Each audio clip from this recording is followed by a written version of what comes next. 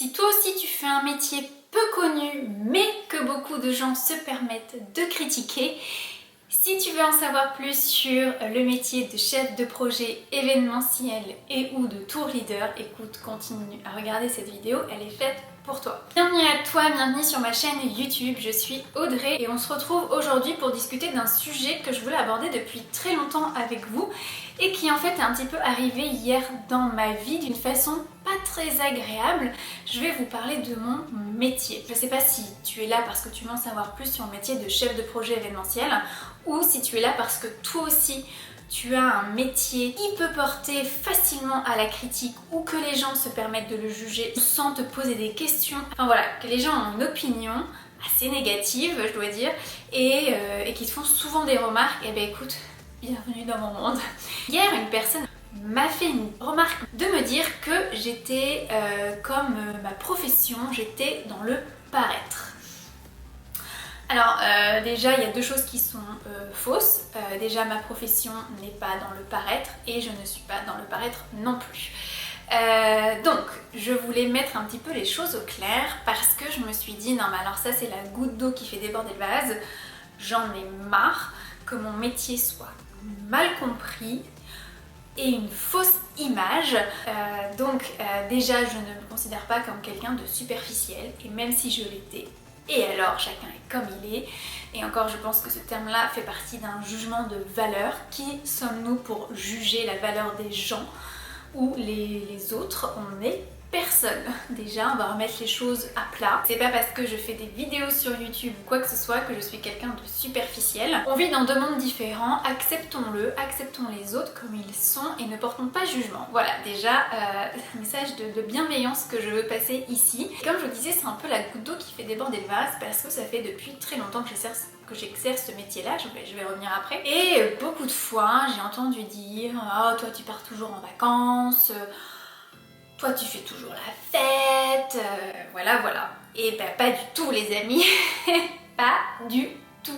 Donc je vais vous expliquer au cours de cette vidéo ce qu'est mon métier, qu'est-ce qu'il faut pour pouvoir faire ce métier, parce que loin des paillettes, du glam et du strass, c'est un métier qui est très dur pour certains aspects. Bah écoutez, c'est parti. Je pense que cette vidéo va être assez longue parce que pour être honnête avec vous, c'est la deuxième fois que je la filme parce que j'ai eu des gros problèmes de lumière et tout à l'heure. Bref, donc cette vidéo va faire deux parties. La première partie, qui est celle-ci du coup, qui va vous parler un petit peu de mon parcours, comment j'en suis arrivée là et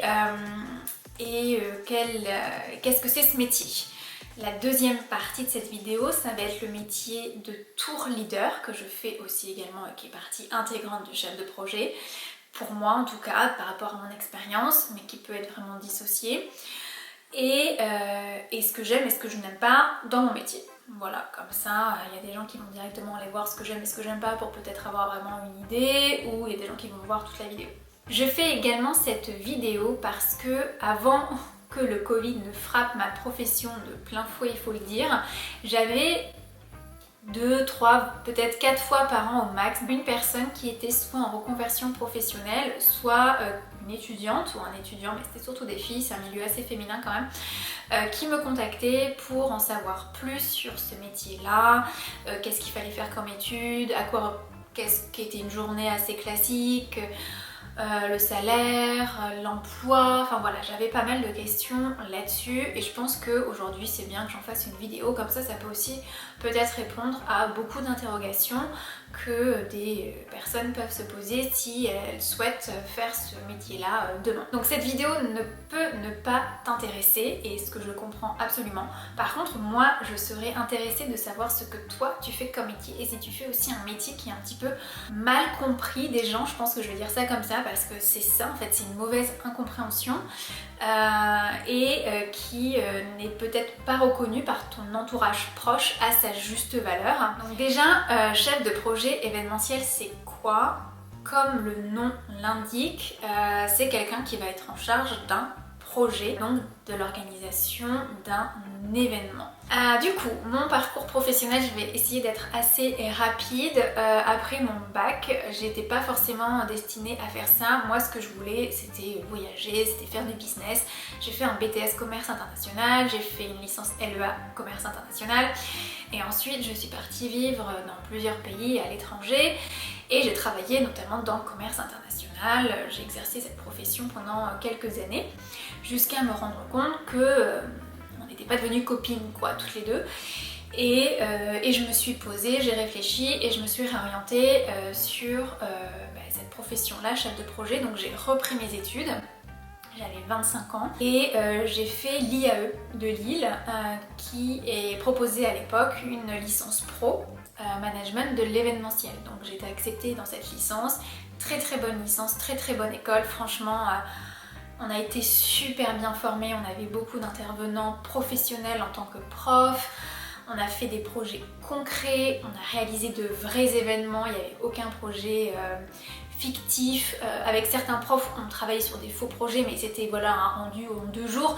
Mais sinon, on avait un projet tutoriel qui était un vrai projet, plus d'autres projets qui étaient des vrais enfin, on avait un livrable à rendre, quoi. On devait organiser un événement. Donc c'était super formateur. À la suite de mon stage en entreprise, j'ai été prise en plusieurs CDD, donc à l'époque j'étais chargée de projet, j'étais encore junior, j'étais pas encore chef de projet. Ensuite j'ai été dans une deuxième agence et là j'ai monté en échelon, on va vraiment le dire comme ça, et je suis devenue chef de projet et je gérais moi-même mes propres événements. Donc le chef de projet événementiel est vraiment loin de tout ce que vous pouvez imaginer si vous avez des a priori sur la profession. On n'est pas paillettes, Louboutin, glam glam et champagne. Hein. Franchement, si c'est ça que vous imaginez du métier, je suis au regret de vous le dire que peut-être dans certaines professions c'est comme ça, peut-être dans certains milieux c'est comme ça. En tout cas, moi ce que j'ai connu et de mon expérience, et comme c'est à moi qu'on a dit que j'étais superficielle parce que je faisais ce métier-là,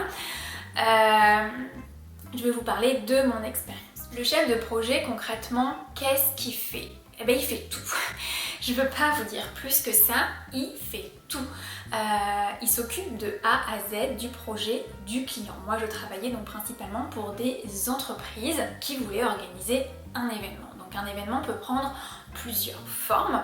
Ça peut être soit une soirée, soit une convention, soit un congrès, soit un séjour à l'étranger, soit un séminaire d'une journée. Enfin voilà, il peut durer 1 heure jusqu'à 10 jours quoi. Enfin, il n'y a pas de format vraiment, il n'y a pas de schéma classique. C'est comme souhaite le client. En tant que chef de projet, vous avez aussi bien la relation avec le client que la relation avec les prestataires. Je vais vous expliquer un petit peu mon job, ce que c'est par rapport à un dossier type. Donc déjà, le client démarche soit uniquement votre agence, si vous travaillez en agence. Voilà, moi je vais vraiment prendre mon cas où je travaille en agence. Je reçois un brief client et qu'est-ce qui se passe à partir de là, et comme ça vous allez voir un petit peu les différentes étapes de l'organisation d'un événement. Donc en fait, le client démarche une agence ou plusieurs, généralement il fait des appels d'offres, c'est-à-dire qu'il contacte plusieurs agences avec son même projet. Et donc vous êtes en compétition avec 2, 3, 4, 5 agences.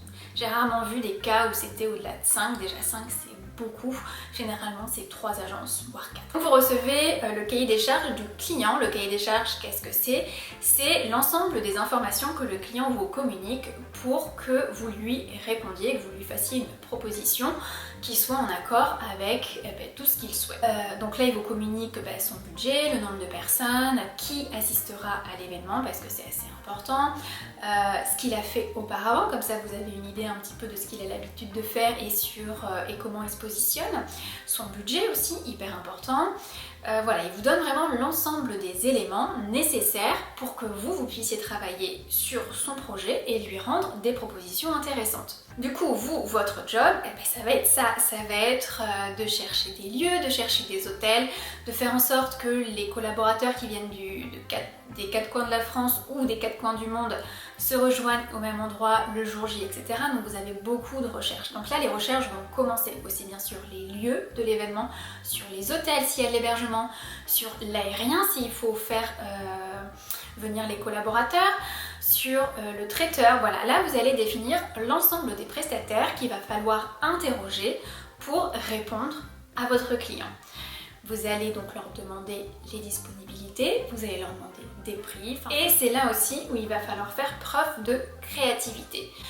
Parce que quand on est 3 ou 4 agences interrogées pour un même brief, généralement on se retrouve assez vite sur les mêmes lieux. Surtout si c'est par exemple déjà en France ou dans une ville bien particulière. Si un client vous demande, je sais pas moi, un séminaire 50 personnes à Nantes, tout de suite vous allez vous retrouver dans les mêmes hôtels, dans les mêmes lieux de soirée. Vos propositions vont être quasiment les mêmes que les agences d'en face. Donc là, et généralement les gens vous le disent, ah oui j'ai déjà eu ce projet. Donc on sait que là il y a une autre agence qui a le même devis que vous en fait. Là rentre en jeu votre créativité. L'idée ça va pas être de faire des copier-coller, il va falloir vous démarquer. Et c'est là où c'est vous qui allez faire la différence. Quand je dis vous, c'est pas forcément vous en tant que seule personne. Des fois on peut être plusieurs à travailler sur le même projet. Des fois vous avez votre N+1 qui peut aussi vous aider, ou votre directeur d'agence si votre N+1 c'est votre directeur d'agence, etc. Ou si vous travaillez en binôme. Quand je dis vous, je dis pas juste le chef de projet est tout seul. Des fois ça arrive où on est vraiment tout seul parce que tout le monde est occupé.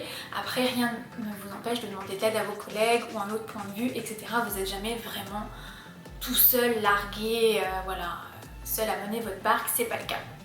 Enfin, ça dépend encore une fois dans quel contexte vous travaillez. Donc vous êtes très content de la proposition que vous allez faire à votre client, vous avez une belle présentation, vous avez un budget qui tient bien la route. Maintenant, vous devez présenter votre projet à votre client. Donc, soit vous l'envoyez par mail, ou soit ce qui arrive dans beaucoup de cas et qui, je pense, est la meilleure chose à faire, c'est de présenter lors d'un rendez-vous vos propositions à votre client. Et là, c'est un moment assez important. Là, c'est le moment où votre client va se dire « Oui, déjà, j'aime la proposition et je veux travailler avec cette personne. » Vous allez vendre votre projet. Et l'agence, effectivement, si le client n'est déjà pas client d'agence, et vous-même. Finalement, c'est vous qui allez suivre le dossier, normalement, et le client, et vous allez être l'interlocuteur privilégié du client. Donc si déjà il n'y a pas de feeling qui passe, le client ne voudra pas travailler avec vous, mais s'il voit que vous êtes défoncé, que vous avez fait une super belle présentation, où vous avez été chercher plein d'idées, enfin voilà, tout ça, et que vous rentrez dans les clous de son budget, c'est très important, il n'y a pas de raison qu'il bosse pas avec vous. L'objet de la présentation est hyper important, donc il faut être hyper à l'aise à emmener le client dans votre univers et dans ce que vous voulez qu'il se passe lors de son événement. Donc ça s'apprend. Moi j'étais hyper nulle à ça au début, mais zéro pointé. J'étais mais vraiment pas douée, mais je vous parle de ça, j'étais chargée de projet, limite encore stagiaire, enfin j'en savais rien quoi. Et finalement ça s'apprend à force de voir des présentations, à force de voir comment on présente les choses, etc. Et puis le projet, comme c'est un peu votre bébé, vous le connaissez par cœur, et finalement, si vous y mettez du cœur, je trouve que tout passe mieux. En fait, si vous y mettez la passion à l'oral comme la passion que vous avez mise dans l'écriture de la recommandation, ben voilà, le client, au moins il va apprécier votre présentation, même s'il ne vous prend pas, enfin, vous voyez ce que je veux dire, vous allez devoir vendre aussi quelque chose. Donc il faut être aussi à l'aise et ne pas avoir peur de parler en public, parce que des fois vous faites une présentation devant 2 personnes, des fois c'est devant 10 personnes, enfin voilà. Donc ça aussi ça fait partie du job. Donc comme vous le verrez, jusqu'à maintenant, on a déjà fait quand même pas mal de jobs. On n'a pas les paillettes, on n'a pas de glam, on n'a pas le champagne, hein. Donc le côté superficiel pour l'instant je ne le vois toujours pas. Donc ensuite le client dit bingo, je veux travailler avec toi, toi tu me plais, ton projet me plaît, on y va, c'est trop génial et tout. Donc trop bien, donc là commence la partie production de l'événement, c'est-à-dire que en gros vous appuyez sur un bouton et tout doit s'enclencher, normalement. C'est la partie aussi intéressante du projet parce que vous avez vendu quelque chose à votre client, un traiteur, tout ce que vous voulez. Et finalement, c'est là où le client va vous dire aussi non. Là, je vous parle vraiment si tout se passe bien. Des fois, on retravaille la proposition 2 fois, 3 fois. Enfin, voilà, je vous épargne toute cette partie-là parce que pour moi, ça fait aussi partie du rendu du dossier. On va dire que le dossier est rendu, tout est bingo et tout. Et là, en fait, il va se passer plusieurs étapes. Donc, majoritairement, les étapes, c'est donc la validation de l'ensemble des prestataires. Et là, on a plusieurs sous-étapes, on va dire. Donc vous allez devoir valider les devis ou les modifier ou les négocier. Il ne faut pas oublier que dans ce métier-là, vous êtes acheteur, vous achetez des prestations que vous transformez ou pas et vous vendez un package global à votre client comportant toutes ces prestations. Mais vous achetez, vous êtes acheteur et vous êtes vendeur. Donc vous avez quand même une partie commerciale qui est très importante. Il faut être assez à l'aise avec les chiffres, être assez à l'aise en négociation, être assez à l'aise aussi en vente parce que vous allez aussi vendre des prestations à votre client. Donc ça c'est une partie aussi très importante que je pense qu'on n'a pas forcément en tête quand on pense à chef de projet événementiel. Vous allez avoir donc cette partie gestion financière là qui est majeure parce que si vous vous trompez dans les chiffres, ça veut dire que peut-être vous avez vendu quelque chose de moins cher au client que vous, ce que vous allez l'acheter, donc vous allez perdre de l'argent, votre agence va perdre de l'argent. Voilà, donc il y a vraiment des fois des grosses sommes en jeu. Moi j'ai déjà travaillé sur des budgets à plus d'1 million d'euros, donc je vous dis pas le nombre de lignes qu'il y a à vérifier, le nombre de devis qu'il y a à comptabiliser.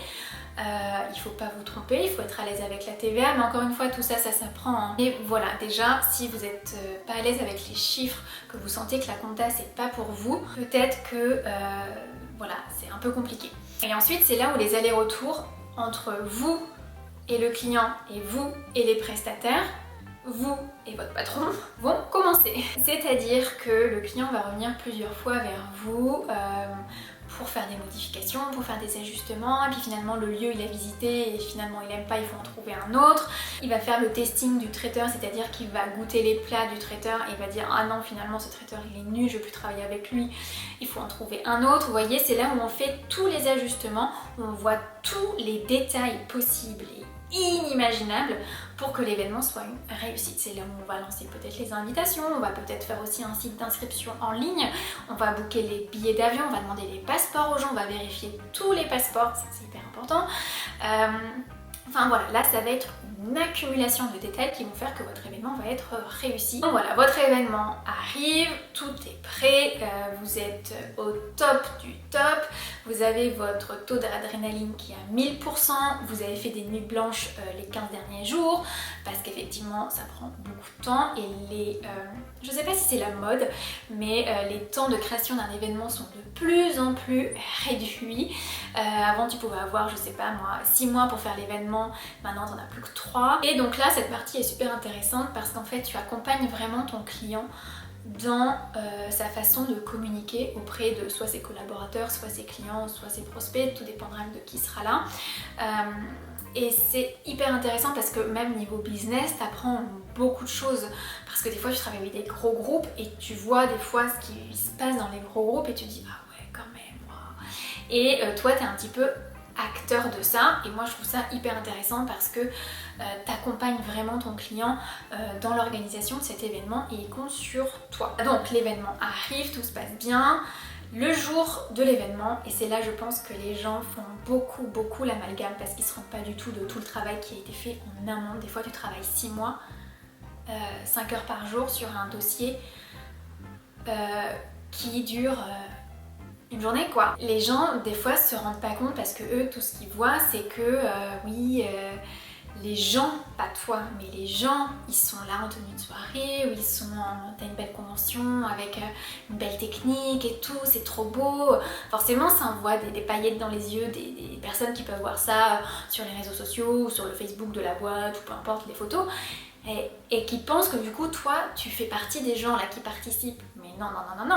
Toi, t'es où? Toi, t'es en backstage et tu vérifies que tout est ok. C'est-à-dire que toi, t'es pas là à dire « Oh, c'est trop bien » et tout. Mais non. Toi, t'es là avec ton jean noir, ton t-shirt blanc, tes baskets, ton toki et t'es en lien avec tout le monde pour savoir si tout est ok. T'es là depuis 6h du matin parce que t'as vérifié si le montage était bien ou même la veille, parce que normalement des fois le montage je fais la veille. Si tout était ok, si les répètes se sont bien passées, des fois en répète il faut remodifier des choses et puis on se rend compte qu'on a dit que c'était une présentation 16/9 et on se retrouve avec un PowerPoint 4/3 et des fois tu te retrouves à toi refaire tout le PowerPoint du présentateur. Toi t'es là le jour J pour gérer tous les couacs que tu n'as pas pu anticiper. En production, tu fais en sorte que tout se passe bien le jour J, tu anticipes au maximum tout ce qui pourrait arriver. T'as pas un plan B, pas un plan C, mais t'as un plan Z.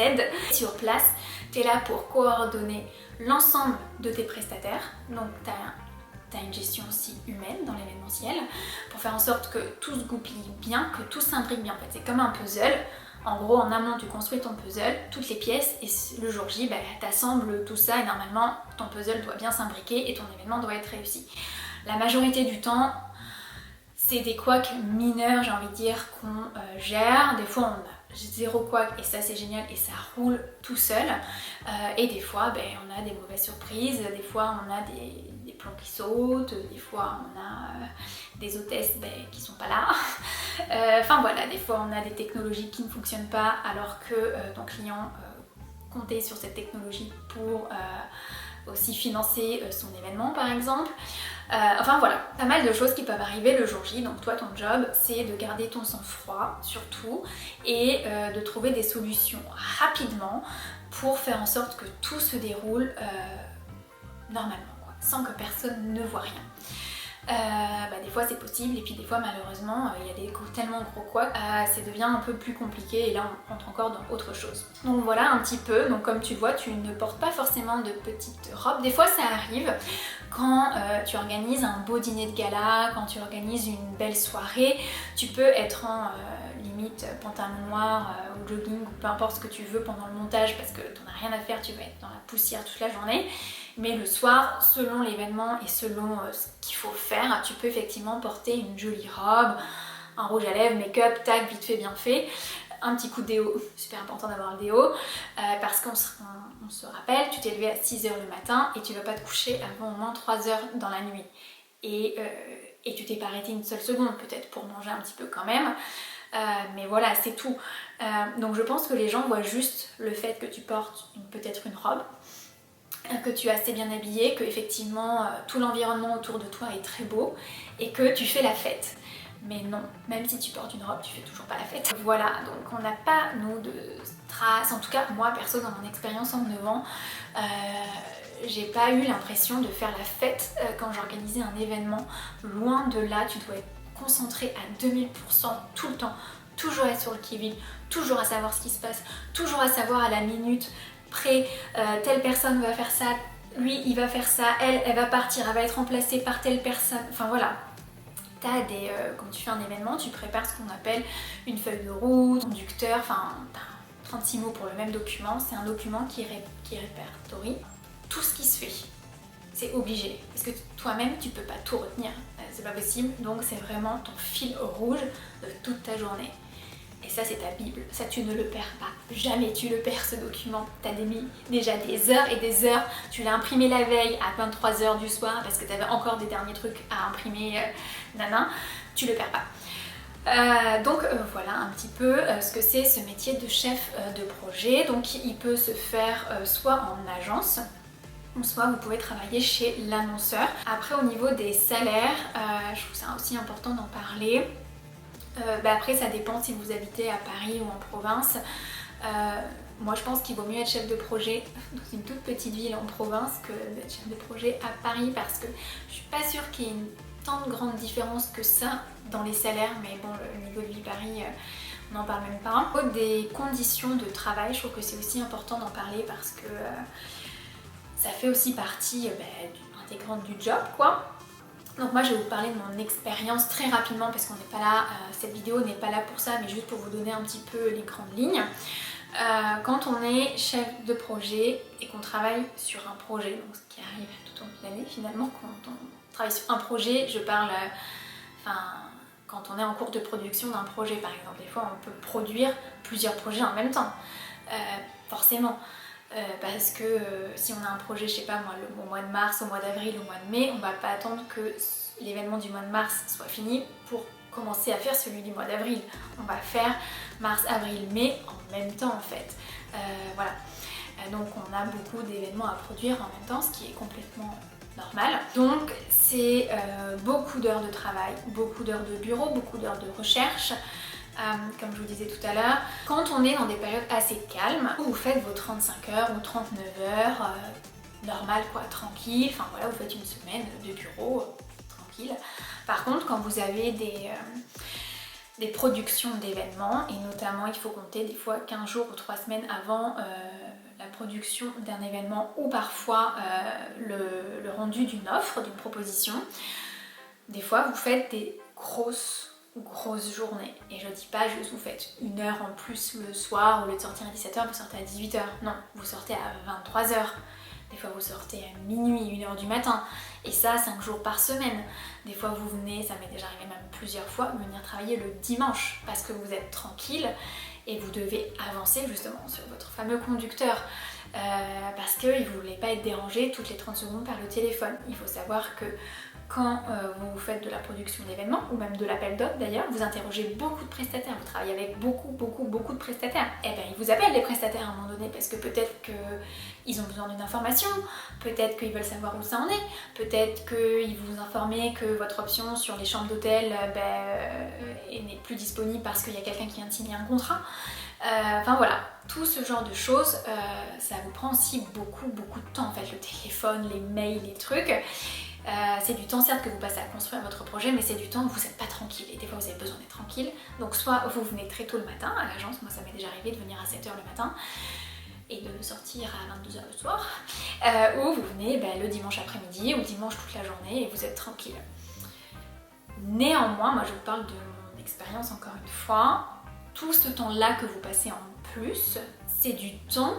Alors, je ne sais pas comment dire ça pour que ça soit pas mal interprété, mais je pense que dans tous les cas ça sera mal interprété. Il y a des choses des fois dans la vie où tu dis, et peu importe comment tu les dis, tu peux les tourner, les retourner dans tous les sens, ça va être mal interprété. De par l'expérience que j'ai eue, des fois ces heures-là, en fait, tu les revois jamais quoi. Voilà, je vais dire ça comme ça. C'est-à-dire que si tu as passé 5 jours de la semaine jusqu'à 23h, eh ben, on va dire que d'habitude tu sortais à 17h30, et ben, de 17h30 à 23h, ces heures-là, tu ne les récupères pas. Elles ne te sont pas payées. Ou des fois, à l'inverse, on va te dire, écoute, t'as bien bossé sur le projet, je peux pas te payer tes heures sup, mais prends ta journée. Là ça va, on est dans une situation plus calme, prends ta journée, vas-y, repose-toi, etc. Donc, il faut prendre en compte, je trouve, ces heures-là aussi dans le calcul du salaire, parce que finalement, peut-être pas 39 heures par semaine à l'année, mais parfois plus, jamais moins. Mais voilà, il faut en être conscient, c'est un métier qui vous demande beaucoup d'énergie, qui vous demande beaucoup de stress, qui vous demande beaucoup de vous-même en fait. Vraiment beaucoup, un investissement total, et parfois on n'est pas capable de le donner, ce que je peux aussi comprendre complètement. Vous n'avez pas envie de rester jusqu'à 10h du soir pour aller découper au massicot des menus quoi. Vous préféreriez peut-être être chez vous au cinéma parce que vous aviez un plan avec votre mec ou votre copine, peu importe, etc. C'est un métier voilà, qui demande vraiment beaucoup de choses, et ça je pense que les gens s'en rendent pas compte, parce que eux tout ce qu'ils voient à la fin c'est la photo sur laquelle vous êtes en robe, peut-être avec une coupe de champagne parce que vous venez trinquer avec le client mais que vous l'avez reposé tout de suite après parce que c'est pas à vous de faire la fête. Et ça je trouve ça dommage. Je trouve ça dommage parce que les gens confondent les participants à l'événement qui sont là pour s'amuser, pour s'éclater, pour avoir du fun, pour avoir des bons souvenirs, pour avoir de l'émotion, pour avoir tout ce que vous voulez, et vous qui derrière avez ramé pendant 6 mois pour l'organiser cet événement. Donc voilà, je voulais que les choses soient claires. On va s'arrêter là pour cette partie, on se retrouve tout de suite pour la partie numéro 2.